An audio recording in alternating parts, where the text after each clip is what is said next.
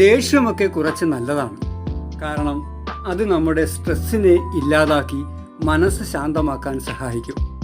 പക്ഷെ നിയന്ത്രണം വേണം. അമിത ദേഷ്യത്തെ എങ്ങനെ നിയന്ത്രിക്കാമെന്ന് നമുക്ക് നോക്കാം. പെട്ടെന്ന് ദേഷ്യം വരുന്ന സാഹചര്യം ഉണ്ടാകുമ്പോൾ അത് പബ്ലിക്കിൻ്റെ മുമ്പിൽ വെച്ചാണെങ്കിൽ പോലും അവരറിയാതെ ഡീപ്പ് ബ്രീത്ത് എടുക്കുക.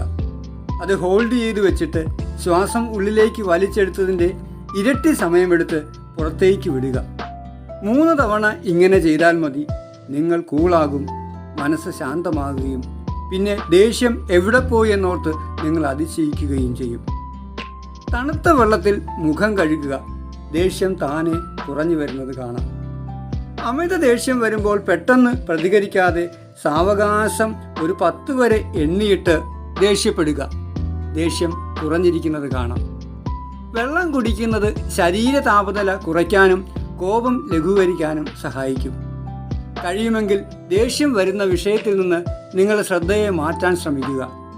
ഓട്ടോ സജഷൻ കൊടുക്കുക. ഞാൻ ശാന്തനാണ്, ഞാൻ ശാന്ത സ്വഭാവമുള്ളവനാണ്, എനിക്ക് ഏത് സാഹചര്യങ്ങളെയും വ്യക്തികളെയും ഉൾക്കൊള്ളാൻ കഴിയും. നമ്മളോട് തന്നെ ഇങ്ങനെ പറഞ്ഞുകൊണ്ടിരിക്കുക. ആത്മകഥം ചെയ്യുക. ദേഷ്യം കുറഞ്ഞു വരുന്നത് കാണാം. ഈ വീഡിയോ ഇഷ്ടമായെങ്കിൽ ലൈക്ക് ചെയ്യാനും ഷെയർ ചെയ്യാനും സബ്സ്ക്രൈബ് ചെയ്യാനും മറക്കരുത്. നന്ദി.